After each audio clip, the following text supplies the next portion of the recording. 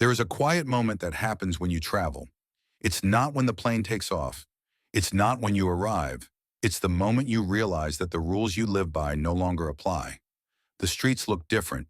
The language doesn't respond the way you expect. Time feels slightly off. Your instincts hesitate before acting. And without noticing, your mind stops running on autopilot.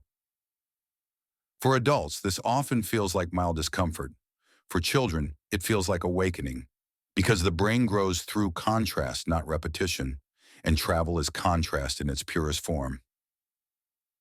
At home, the brain predicts everything. It knows the route. It knows the faces. It knows what comes next. Prediction feels safe, but safety is static. When nothing surprises you, nothing rewires.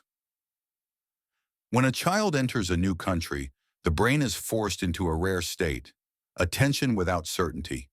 Every sound carries meaning. Every gesture becomes a question. Every interaction asks for interpretation. The mind stops assuming and starts observing.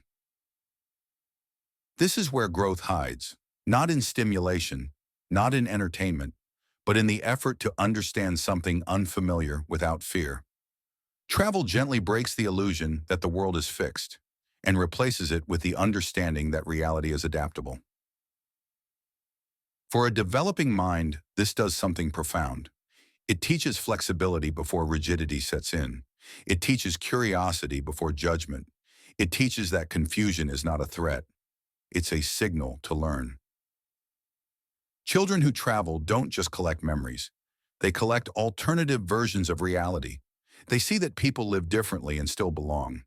That norms are local, not universal. That identity is broader than the street you grew up on. And slowly, quietly, their inner map expands. Not because someone explained it to them, but because their nervous system experienced it. Adults benefit too, but differently. For grown minds, travel often exposes how rigid we've become, how quickly we judge, how uncomfortable uncertainty feels. Children haven't learned to defend against the unknown yet. They enter it openly. That openness is the real gift. Not knowledge, not culture, but the ability to remain mentally flexible in a world that constantly changes. Travel doesn't make a child smarter. It makes the mind less fragile. It teaches the brain that unfamiliar does not mean dangerous, and that adaptation is a natural state, not an emergency. And maybe that's why these experiences stay with us for life. Because long after the photos fade, the brain remembers something else entirely. That growth happens when certainty dissolves and curiosity takes its place. This is UNVEIL, exploring how experience shapes the mind.